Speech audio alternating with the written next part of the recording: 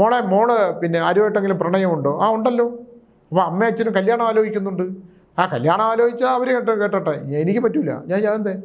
ഞാൻ ഒരു പയ്യനുമായിട്ട് ഭയങ്കര ബന്ധമാണ്, ഇഷ്ടമാണ്. അപ്പോൾ ഞാൻ പറഞ്ഞു അവനുമായിട്ട് നല്ല ബന്ധമാണോ? അവനുമായിട്ട് എല്ലാ ബന്ധമുണ്ട്. അപ്പോൾ മോള് കന്യകയല്ലല്ലോ? അല്ലല്ലോ, ഞാൻ അവനുമായിട്ട് ശാരീരിക ബന്ധമുണ്ട്. ആ കുട്ടി ഓപ്പണായിട്ട്, ഞാൻ നടുങ്ങിപ്പോയി ഫോണിൽ കൂടെ.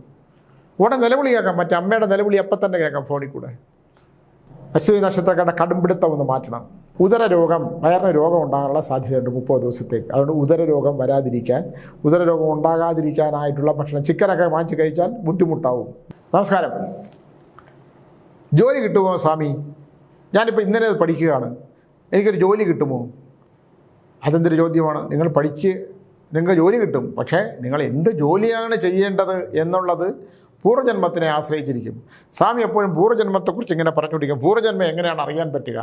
പൂർവ്വജന്മം ഒരു പരിധിവരെയൊക്കെ ചിലർക്കൊക്കെ പറയാൻ പറ്റും. രണ്ടാമത് നാഡീശാസ്ത്രത്തിൽ പോയാൽ ഒരു പൂർവ്വജന്മം എവിടെയായിരുന്നു, എവിടെയാണ് ജനിച്ചത്, അച്ഛൻ്റെ പേരെന്താണ്, അമ്മയുടെ പേരെന്താണ്. ഇപ്പം നമ്മുടെ അരൂര് ചെന്നാൽ പിന്നെ വസിഷ്ഠനാഡി ജ്യോതിഷത്തിനകത്ത് മധുസൂദന പണിക്കരുണ്ട്. പ്രദീപിൻ്റെ അടുത്ത് ചെന്നാൽ ബൃഹുനാഡിയുണ്ട്, സപ്തർഷികളുടെ.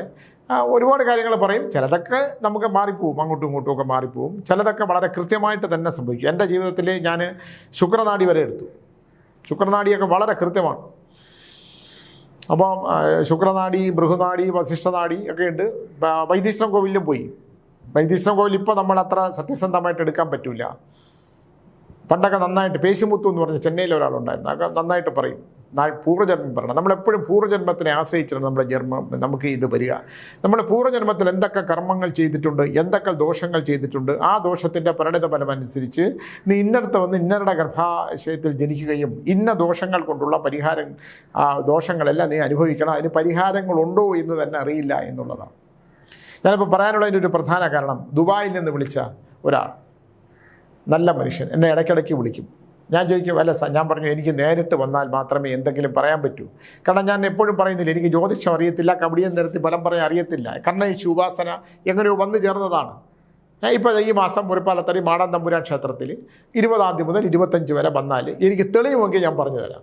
ഇപ്പോൾ ഞാൻ കുറച്ച് തേങ്ങയൊക്കെ കൊണ്ടുവന്നാൽ തേങ്ങയുടെ കണ്ണിലെ നോക്കി ലക്ഷണം പറയാൻ പറ്റും.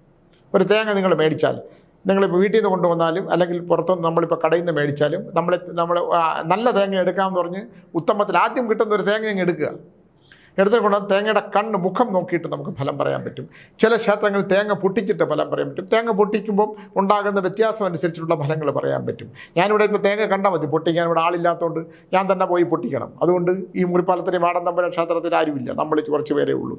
ആ ക്ഷേത്ര പുരോഗതിക്ക് വേണ്ടി ഞാനവിടെ പോയിരുന്നത് അതൊക്കെ ചെയ്യുന്നതാണ്. നടക്കുമെങ്കിൽ നടത്തി കൊടുക്കണം എന്ന് പറഞ്ഞു. സ്വാമി ഞാൻ അതിൻ്റെ ജാതകം മേടിച്ചു, എനിക്കൊന്നും വിഷയമില്ല, ഞാൻ ജീവിതത്തിൽ ജീവിച്ചില്ല സ്വാമി, ഈ മരുഭൂമി കിടന്ന് കഷ്ടപ്പെടുകയാണ്. ഈ കഷ്ടപ്പെട്ട എൻ്റെ ഭാര്യയ്ക്കും മക്കൾക്കും വേണ്ടി, അവൾക്കാണെങ്കിൽ ആരോഗ്യപര യൂട്രസിനൊക്കെ പ്രശ്നം ഉണ്ടായിട്ട് എനിക്കൊന്നും അവളെ ആശുപത്രി കൊണ്ടുപോയിട്ട് അത് ചികിത്സിക്കാൻ പോലും പറ്റിയിട്ടില്ല. ഞാൻ ഇവിടെ നിന്ന് പോയാൽ ഇവിടുത്തെ വരുമാനം തോന്നി. ഈ 3 പെൺകുട്ടികളെ കെട്ടിച്ചേക്കാനെങ്കിലുള്ള പ്രയാസങ്ങൾ ഇതെല്ലാം അയാളിങ്ങനെ എന്നോട് പറഞ്ഞു. ഞാനതെല്ലാം കേട്ടുകൊണ്ടേയിരുന്നു.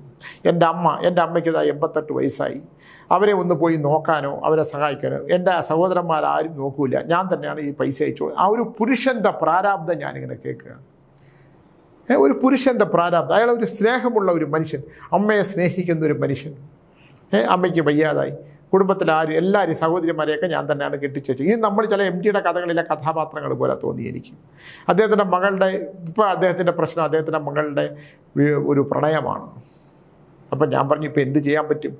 അപ്പോൾ ജാതകം ഞാൻ പറഞ്ഞു നിങ്ങളൊന്ന് ഗ്രഹനില ജാതകമൊക്കെ നോക്കി ഒട്ടാകെ അങ്ങ് കെട്ടിച്ച് കൊടുക്കണം, അല്ലാതെ ഇപ്പോൾ എന്ത് ചെയ്യാൻ പറ്റും? ജാതകം നോക്കിയപ്പോൾ യാതൊരു കാരണവശാലും ഈ വിവാഹം നടത്തരുത് എന്നാണ് ജ്യോതിഷ പണ്ഡിതന്മാർ പറഞ്ഞേക്കുന്നത്. അപ്പോൾ സ്വാമി ഇങ്ങനെ ഇതിനകത്ത് നിന്ന് ജ്യോതിഷമൊന്നും അറിഞ്ഞുകൂടെങ്കിലും പൂർവ്വജന്മത്തെക്കുറിച്ചൊക്കെ പറയുമല്ലോ, പൂർവ്വജന്മ ബന്ധമുണ്ടെങ്കിൽ ജ്യോതിഷം നടത്തുന്നതിൽ പ്രയാസമില്ല എന്ന് പറയുമല്ലോ. ഞാൻ പറഞ്ഞു അതൊക്കെ ഞാൻ പറയുമെങ്കിലും നിങ്ങളുടെ മകളാണ്, ഒരബദ്ധം പറ്റിയാൽ അത് അനുഭവിച്ചല്ലേ പറ്റുള്ളൂ, അതുകൊണ്ട് നമുക്ക് നോക്കാം, എന്നാലും ജാതകം എനിക്കൊന്ന് അയക്കൂ എന്ന് പറഞ്ഞിട്ട് ഇവരുടെ ജാതകം എനിക്കൊന്ന് അയച്ചു. സത്യം പറഞ്ഞാൽ ചൊവ്വാദോഷം വളരെ കലശലാണ്. ചൊവ്വാദോഷമുള്ള ഒരു ജാതകത്തിന് നമ്മുടെ ഹൈന്ദവ വിശ്വാസം അനുസരിച്ച് ചൊവ്വാദോഷമുള്ളൊരു ജാതകം എന്ന് പറഞ്ഞാൽ പാപസാമ്യം ഇല്ലെങ്കിൽ ഉണ്ടാകുന്ന വലിയ വിഷയങ്ങളുണ്ട്. എനിക്കിതിൻ്റെ വലിയ വിഷയങ്ങളൊന്നും വലിയ പാണ്ഡിത്യമൊന്നും ഇല്ലെങ്കിൽ പോലും ഞാൻ ആ പെൺകുട്ടിയെ മോളേൽ കൊടുക്കാൻ പറഞ്ഞു, എന്നെ ഒന്ന് വിളിക്കാൻ പറഞ്ഞ് കുട്ടി വിളിച്ചു. അപ്പോൾ കുട്ടി പറഞ്ഞു, കുട്ടിയുടെ മനസ്സിൽ സങ്കല്പിച്ച് പോയി, വേറെ കുഴപ്പമൊന്നുമില്ല, പക്ഷേ വേറെ കുഴപ്പമൊന്നുമില്ല സ്വാമി, അച്ഛനത് ഇഷ്ടമല്ലെങ്കിൽ വേണ്ട, ഞങ്ങൾ വിവാഹം കഴിക്കാതെ നിന്നുകൊള്ളാം എന്നാണ് പറയുന്നത്. അപ്പോൾ ഞാൻ എപ്പോഴും പറയുന്ന പോലെ മോളെ, കുട്ടികൾക്ക് വൈകല്യമുണ്ടാകുന്ന കുട്ടികൾ ജനിച്ചാൽ എന്ത് ചെയ്യും? ഇതൊന്നും ആ കുട്ടിയുടെ തലയിലേക്ക് കയറുന്നില്ല. ആ കുട്ടി ഒറ്റപ്പിടുത്തമാണ്. ഞാൻ അച്ഛനെ അപമാനിതനാക്കി വീട്ടിൽ നിന്ന് ഇറങ്ങി പോവില്ല, ഞങ്ങൾ വിവാഹം കഴിക്കാതെ ജീവിച്ചോളാം.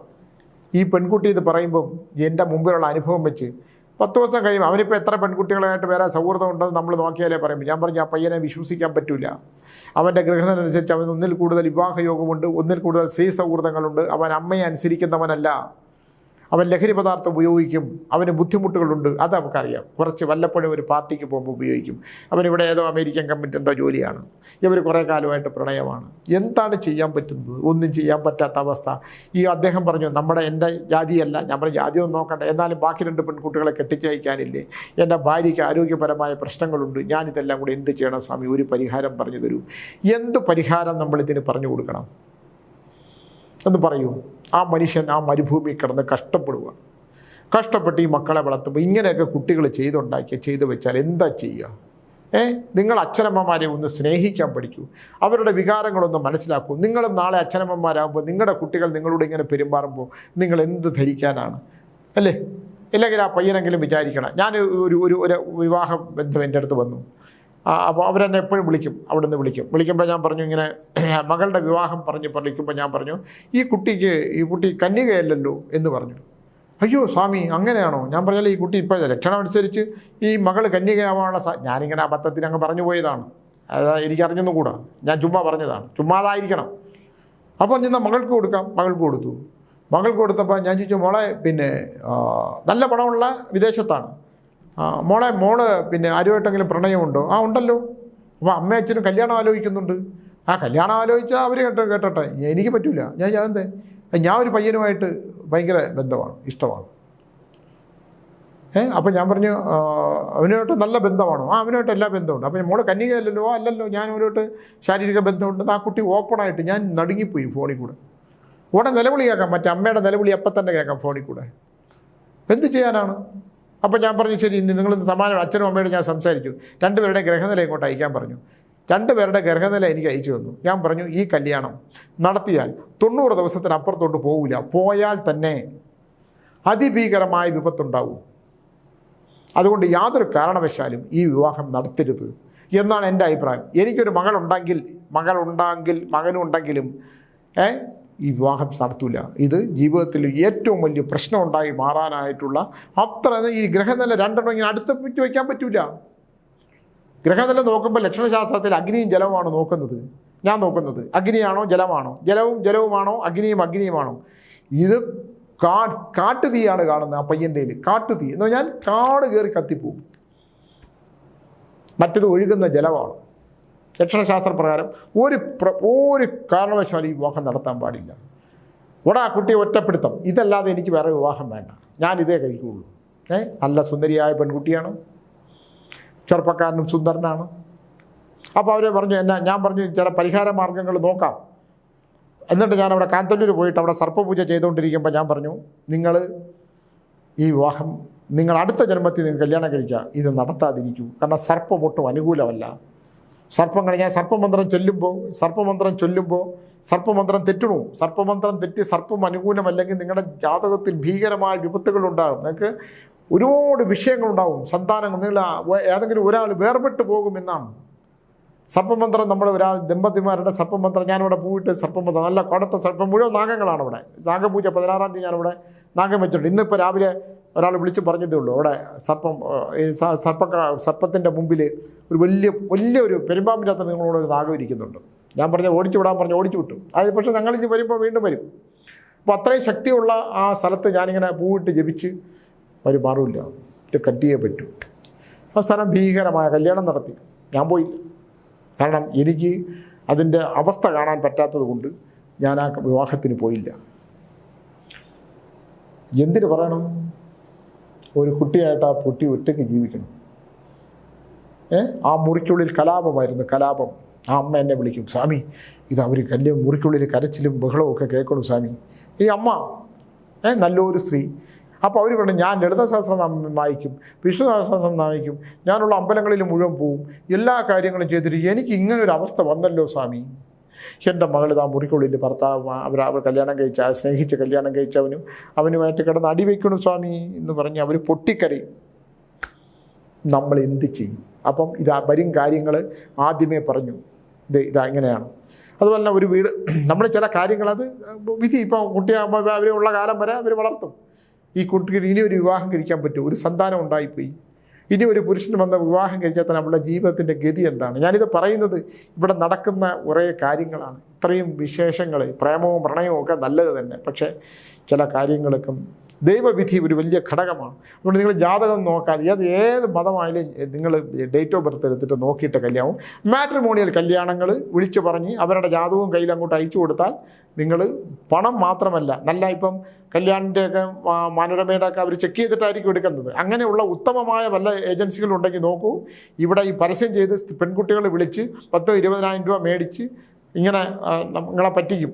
മാട്രിമോണിയലെല്ലാം തെറ്റാണ്. ഒരു കല്യാണം എൻ്റെ അടുത്ത് മുമ്പിൽ വരുന്നത് ഞാൻ ഉടനെ ചോദിക്കും, മാട്രിമോണിയലിൽ നിന്നെടുത്ത് കിട്ടിയതാണോ? അത് വിവാഹം കറക്റ്റായിട്ടുള്ള സമയത്ത് നടക്കേണ്ട സമയത്ത് അത് നടക്കും. മാട്രിമോണിയൽ അഡ്ജസ്റ്റ്മെൻറ്റ്, കല്യാണം വേണമെന്ന് പറഞ്ഞ് ബഹളം വെച്ചാൽ കല്യാണം നടത്തേ പറ്റുമെന്ന് ചോദിച്ചാൽ കല്യാണ യോഗം അനുസരിച്ചുള്ള സമയമാകുമ്പോൾ വിവാഹം നടന്നിരിക്കും. അതെങ്ങനെയാണെങ്കിലും നടന്നിരിക്കും. നടക്കാത്തവരുമുണ്ട്. ഞാൻ ഒരുപാട് പരിഹാരം പറഞ്ഞു കൊടുത്തിട്ട് പരിഹാരം നടക്കാത്തവരുണ്ട്. നമ്മുടെ ലക്ഷണം നമ്മുടെ ഇതിൽ പെടുന്നതല്ലത് അല്ലേ? അങ്ങനെയൊക്കെയുള്ള ഒരുപാട് ദോഷങ്ങൾ അല്ലേ? അപ്പോൾ ആ മനുഷ്യനോട് ഞാൻ എന്ത് പറയാനാണ്? ഇതേപോലെ ആദ്യം കരയുവാണ് അല്ലേ? വേറൊരു മനുഷ്യനാണെങ്കിൽ കരഞ്ഞിട്ട് മകളിറങ്ങി അങ്ങ് പോയി, ഒറ്റ മകളാണ്, പൊട്ടിക്കരയുവാണ് എൻ്റെ മുമ്പിൽ വന്നിരുന്നത്. അപ്പോൾ നമുക്കൊന്നും ചെയ്യാൻ പറ്റില്ല. ഞാൻ എൻ്റെ മുമ്പിലുള്ള ഒരു വിഷയം, 2 പേര് തമ്മിൽ ഇഷ്ടപ്പെട്ട കല്യാണം കഴിച്ചോട്ടെ, വിവാഹം കഴിച്ചോട്ടെ, ബുദ്ധിമുട്ടില്ല. പക്ഷേ ജനിക്കുന്ന സന്താനത്തിന് ഒരു അംഗവൈകല്യം വന്നാൽ, ഒരു ബുദ്ധിമാന്ദ്യം വന്നാൽ, ഇവിടെ ദക്ഷിണം ശാസ്ത്രം പ്രകാരം ഞാൻ പറയുവാണ്, നമ്മൾ ഈ കുട്ടി ഇവർ കിടന്ന് അനുഭവിക്കേണ്ടി നമ്മൾ എന്തിനങ്ങനെ ഒരു സന്താനത്തിനെ സൃഷ്ടിക്കണം? എന്തിന്? അതിനൊന്നും പരിഹാരങ്ങളൊന്നുമില്ല. ഇപ്പോൾ ഒരു വീട്, ഒരാളൊരു വീടിൻ്റെ ഒരു വിഷയമുണ്ട്. ആ വീട്ടിൽ ഞാൻ നോക്കുമ്പം അവിടെ ഒരു ബ്രാഹ്മണനുമായിട്ട് ബന്ധപ്പെട്ട ഒരു വലിയ വിഷയമുണ്ട്. ഒരു ബ്രാഹ്മണനുമായിട്ട് ബന്ധപ്പെട്ടിട്ടുള്ള ഒരു വിഷയമുണ്ട്. ഇവിടെ സകല ജ്യോതിഷന്മാരും, കൂടികെട്ടിയ ജ്യോതിഷന്മാരും, എനിക്കവിടെ പോകാൻ പറ്റില്ല, കാരണം എനിക്ക് ഇത് കിട്ടുന്നില്ല. നോക്കിയിട്ടും അവിടെ അങ്ങനെ ഒരു വിഷയമില്ല എന്നാണ് പറയുന്നത്. യഥാർത്ഥത്തിൽ ആ ഭൂമിയിൽ 3-ാം തലമുറയ്ക്ക് ദോഷമുണ്ടാകുന്ന, വിവാഹ ബന്ധങ്ങൾക്കൊക്കെ തടസ്സമുണ്ടാകുന്ന തരത്തിലുള്ള ഒരു ബ്രാഹ്മണനുമായിട്ട് ബന്ധപ്പെട്ടൊരു വിഷയമുണ്ട്. അത് കണ്ടുപിടിക്കാൻ പറ്റുന്നില്ല. അത് വിധിയാണ് അല്ലേ? എൻ്റെ ലക്ഷണശാസ്ത്ര പ്രകാരം അവിടെ ഉറപ്പിച്ചൊരു ബ്രാഹ്മണനുമായിട്ട്, ബ്രാഹ്മണ ശാപമല്ല, ബ്രാഹ്മണനുമായിട്ട് ബന്ധപ്പെട്ടിട്ടുള്ളൊരു വിഷയമുണ്ട്. അങ്ങനെ കഴിഞ്ഞ ദിവസം അവിടെ ഒരു വലിയ ജ്യോതിഷ പണ്ഡിതനെ കൊണ്ട് നോക്കുമ്പോൾ അദ്ദേഹം പറഞ്ഞു, ഞാൻ നോക്കിയിട്ടൊന്നും കാണുന്നില്ല, ഇനി നിങ്ങൾക്ക് അങ്ങനെ വല്ല സംശയം ഉണ്ടെങ്കിൽ ഇവിടെ ബ്രാഹ്മണന്മാരെ വിളിച്ച് ഇത്തിരി ഭക്ഷണം ഇതൊക്കെ കൊടുത്തോളാൻ. അല്ല, യഥാർത്ഥത്തിൽ ആ ഭൂമി ഒരു ഘട്ടം, ഏതോ ഒരു കാലഘട്ടത്തിൽ അത് ബ്രാഹ്മണ ഭൂമിയായിട്ട് ബന്ധപ്പെട്ടിട്ട് ഒരു തർക്കഭൂമിയായിരുന്നുള്ള കാര്യത്തിനകത്ത് എനിക്കൊരു സംശയമില്ല. നമ്മളിപ്പോൾ സ്ഥാപിക്കാനൊന്നും പോകാൻ പറ്റില്ല. പക്ഷെ ആ വീട്ടിൽ താമസിക്കുന്നവർക്ക് മാനസികമായിട്ടുള്ള, ശാരീരികവും മാനസികമായിട്ടുള്ള ബുദ്ധിമുട്ടുണ്ടാകും എന്നുള്ള കാര്യത്തിനകത്ത് എനിക്കൊരു സംശയമില്ല. ഞാൻ ഇത്തരം കാര്യം ഉറപ്പിച്ചല്ലേ പറയുന്നത് അല്ലേ? വളരെ ശ്രദ്ധിക്കേണ്ടതാണ്. ഒരു വലിയ തറവാട്, ആ തറവാട്ടിനകത്തൊരു കുളം ഉണ്ടായിരുന്നു. അതിൻ്റെ അടുത്തൊരു അമ്പലത്തിലെ തിരുമേനി, ആ വീട് അവിടെ വെറുതെ കിടന്നപ്പം ആ തറവാടിനടുത്തുള്ള അവിടെ ക്ഷേത്രമുണ്ട്. ആ ക്ഷേത്രത്തിൽ ഒരു പൂജാരി വന്നു. ആ പൂജാരിയും ഭാര്യയും കൂടെ ഈ വീട്ടിൽ വാടകയ്ക്ക് താമസിച്ചു. നോക്കണേ, ഇതങ്ങ് കുറേ കാലമായിട്ട് അടച്ചിട്ടേക്കുന്ന വീടാണ്. ഇദ്ദേഹം ഇവിടെ വന്ന് ആ അമ്പലത്തിൽ പോവും, പൂജാവാരി കാര്യങ്ങളൊക്കെ ചെയ്യും, അവിടെ ചെയ്യും, ഇവിടെ തിരിച്ചു വരും. അതിൻ്റെ മുമ്പിൽ ഒരു മുല്ലവള്ളിയും മുല്ലപ്പടപ്പും ഒക്കെ നിപ്പുണ്ട്, എല്ലാം നിപ്പുണ്ട്. ഈ ഭാര്യ വൈകുന്നേരത്ത് മുല്ല പറിക്കുന്ന സമയത്ത് ഒരു പാമ്പ് കുത്തി ഇവരെ ആശുപത്രി കൊണ്ടുപോയി. ഇവർ രക്ഷപ്പെട്ടപ്പോൾ ഈ തിരുമേനി ഇവിടെ താമസിച്ചുകൊണ്ടിരുന്ന അദ്ദേഹത്തിന് ഈ വീടുമായിട്ടൊരു ബന്ധമില്ല. അദ്ദേഹത്തിന് അത് വളരെ കലശം, എന്താ ദേവീ കോപം കൊണ്ട് വല്ലതും സംഭവിച്ചോണം, എൻ്റെ ദേവി, എൻ്റെ ഭാര്യയ്ക്ക് ഇത് സംഭവിച്ചു, എന്തുകൊണ്ടാണ് ഇത് സംഭവിച്ചത്? അപ്പോൾ അവർ ജീവൻ തിരിച്ചു കിട്ടി, കയ്യിലാണ് കൊത്തിയത്. അപ്പോൾ അദ്ദേഹം എന്നെ വിളിച്ചിട്ട് പറഞ്ഞു, സ്വാമി ഇങ്ങനെ ഒരു സംഭവം ഉണ്ടായി, ഇത് ഞാൻ നോക്കിയിട്ട് കാണുന്നില്ല, എന്തെങ്കിലും ഒരു വിഷയമുണ്ടോ എന്ന് ചോദിച്ചപ്പോൾ ഞാൻ പറഞ്ഞു, നിങ്ങൾ ഈ താമസിക്കുന്ന വീട് അവിടെ വേറെ ആരും താമസിച്ചില്ല. ഞാൻ പറഞ്ഞു, നിങ്ങൾക്ക് അറിഞ്ഞൂടാ, ഈ താമസിക്കുന്നതിന് മുമ്പ് അവിടെ തന്ത്രശാസ്ത്രവുമായിട്ട് ബന്ധപ്പെട്ട ഒരാൾ താമസിച്ചിരുന്നു എന്ന് അന്വേഷിച്ചോളാൻ പറഞ്ഞു. എന്നാൽ ഇദ്ദേഹത്തിൻ്റെ ഭാര്യ രക്ഷപ്പെട്ടു. അദ്ദേഹം എന്നെ വിളിച്ചു. അന്വേഷിച്ചതിന് ശേഷം, സ്വാമി അവിടെ ഞാൻ വളരെ വിശാലമായിട്ട് അന്വേഷിച്ചിട്ട് പോലും ആരെയും അങ്ങനെ ആരും ഇവിടെ താമസിച്ചിട്ടില്ല എന്നാണ് പറയുന്നത്. ഞാൻ പറഞ്ഞു ഈ കെട്ടിടത്തിന്, നിങ്ങൾ താമസിക്കുന്ന ഈ കെട്ടിടത്തിന് എത്ര വർഷം പഴക്കമുണ്ട്? 100-108 വർഷത്തെ പഴക്കമുണ്ട്. ഞാൻ പറഞ്ഞ് 100% ആ വീട് ബ്രാഹ്മണ ബന്ധമുള്ള അവിടെ ഒരു താമസിക്കുകയും ഈ മുല്ലപ്പടപ്പ് വയ്ക്കുന്ന സ്ഥാനത്തിൻ്റെ അവിടെ എങ്ങാണ്ട് ഒരു നാഗവുമായിട്ട് ബന്ധപ്പെട്ടൊരു വിഷയമുണ്ട്. ഈ നാഗം നിങ്ങളുടെ ഉത്തമയായ ഭാര്യയെ, ഭർത്താവില്ലാതെ മറ്റൊരു പുരുഷനെ മനസ്സിൽ ചിന്തിക്കാത്ത, ദൈവത്തിന് ജീവിതം സമർപ്പിച്ച അവിടെ സർപ്പം ധ്വംസനം തൊട്ടിട്ടുണ്ടെങ്കിൽ അവിടെ 100% ആ ഗൃഹവുമായിട്ട് ബന്ധപ്പെട്ടിട്ടുള്ള ഒരു ബ്രാഹ്മണനുമായിട്ട് ബന്ധപ്പെട്ടുള്ള ഒരു വിഷയമുണ്ട് എന്ന് ഞാൻ ഉറപ്പിച്ച് പറഞ്ഞു. ഞാൻ അങ്ങനല്ലേ ഇങ്ങനല്ലേ എന്നൊന്നും ഞാൻ പറയില്ല. എനിക്ക് തോന്നുന്ന തെറ്റായാലും ശരിയാണെങ്കിലും ഇത് അങ്ങനെ ഒരു സംഭവം ഉണ്ടെന്ന് പറഞ്ഞു. യഥാർത്ഥത്തിൽ അവിടെ ഒരു സംഭവം ഉണ്ടായിട്ടുണ്ട്. അവിടെ ഇണനാഗങ്ങളെ, അവിടെ എത്രയോ കാലഘട്ടത്തിന് മുമ്പ് ഇണനാഗങ്ങൾ ഇണചേർന്ന് കൊണ്ടിരിക്കുമ്പോൾ ഒരാൾ അടിച്ചു വന്നു. നിങ്ങൾ ആലോചിച്ച് നോക്കുക, ആ സ്ഥലത്ത് ഇണനാഗങ്ങൾ, സർപ്പം ഇണചേരുന്ന സ്ഥലത്ത് കണ്ടാൽ നമ്മൾ വസ്ത്രം ഊരി അതിൻ്റെ പുറത്തോട്ട് ഇടണം എന്നാണ്. ആ ഇണനാഗങ്ങളെ കൊന്നതിൻ്റെ ദോഷം കൊണ്ടാണ് ആ കുടുംബം, ആ ചുവരിങ്ങനെ പിളർന്നു പോയി എന്നാണ് പറയുന്നത്. സ്കിൻ ഡിസീസ് വന്ന് പിന്നെ ഒരുപാട് പേർക്ക് ദോഷങ്ങൾ വന്ന് വംശനാശം വന്ന്. അപ്പോൾ ഈ അടച്ചിട്ടേക്കുന്ന വീട് തിരുമേനി ഞാൻ പറഞ്ഞു, തിരുമേനി നിങ്ങൾ ഇനി അവിടെ താമസിക്കരുത്, ഇവിടെ ഒരുപാട് ബുദ്ധിമുട്ടുകളുണ്ടാകും. അവിടെ സർപ്പം തൊട്ടതേ ഉള്ളൂ. വിഷം തൊട്ടതിന് മുമ്പ് നിങ്ങൾ രക്ഷപ്പെട്ടിട്ടുണ്ടെങ്കിൽ നിങ്ങൾ സത്യസന്ധമായി ജീവിക്കുന്നവരുകൊണ്ടാണ് നിങ്ങൾക്ക് അങ്ങനെയുള്ള വിഷയം വരാത്തത്.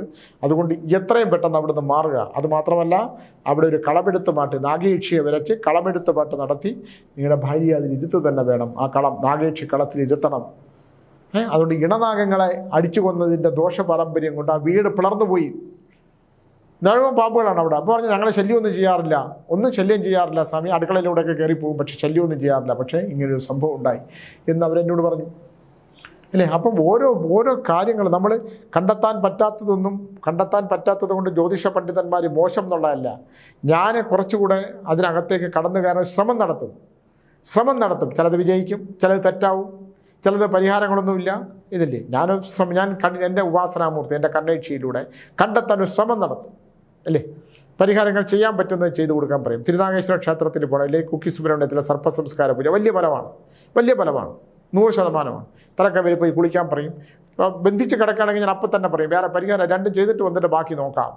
ഇപ്പം പിന്നെ തേങ്ങ ലക്ഷണത്തോ തേങ്ങ വെച്ചിട്ട് തേങ്ങയുടെ കണ്ണ് നോക്കിയിട്ട് ഫലം പറയും. മണ്ണ് കൊണ്ടുവന്നാൽ മണ്ണിൻ്റെ ഫലവും പറയാൻ പറ്റും.